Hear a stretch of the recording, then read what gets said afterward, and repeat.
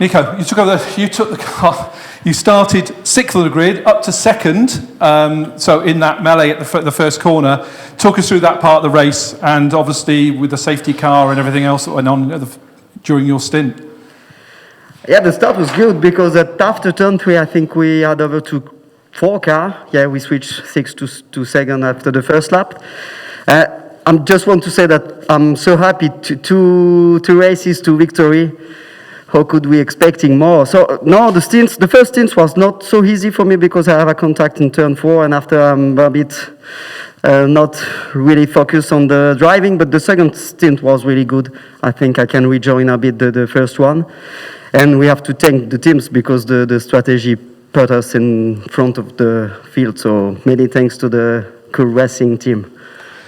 Nicholas, you took over the car. The tyre choice, obviously in LMP, you've only got wets or slicks. You don't have intermediate. So what was going on with the team? What was the decision when the rain started coming down? What was when you took the car over?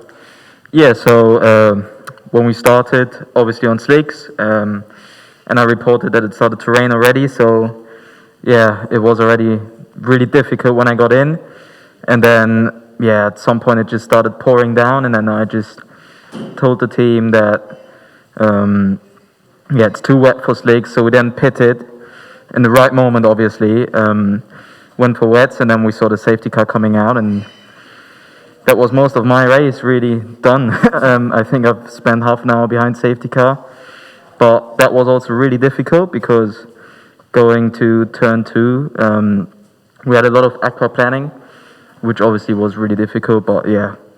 At the end, I just handed the car over to Matt, and he finished it off. Although it was a bit too tight for my liking. Matt, let's talk about that last few laps, because obviously you were definitely struggling with grip, and the tyres were obviously going off. I assume by that point you thought, this is it, we're going to have to go for the points for second place, and then suddenly everything changed right at the end. But what a brilliant race. You must be so happy to be back here on top of the podium. Yeah, I just thought everybody enjoyed Barcelona so much, so I'd give them the same entertainment here. That was what was going through my head. Yeah, I mean, it was just a case of I had completely run out of tyres, especially in the rear. I was searching for water everywhere. Just had no pace, but just able to hold on to it. Really, luckily, the strategy gave me the nice buffer that we had at the start of my stint, and it was just a case of keeping it safe. I was still pushing, at no point did we give up and go, oh, we'll just accept second and take points. We wanted the win, we wanted to extend our championship lead.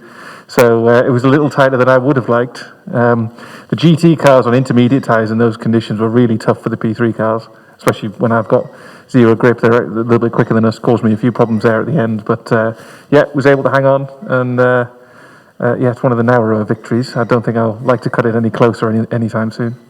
But it's still 25 points. Still 25 points and a nice big trophy. I have to ask you about Le Castellet. We're going there next. A very different track. Hopefully it'll be drier as well. Might be windy, but it'll definitely be hopefully drier. What are your thoughts on Le Castellet, especially for your car? Yeah, I think we're hoping to be pretty strong there. Cool Racing, they hold the lap record there from last year. We feel that we're going to have a strong package again. To track that I'm certainly pretty comfortable around, and everybody in our lineup's been pretty good there in the past and in testing so far as well. So I think we head there with the same level of expectation as we've had for the first two.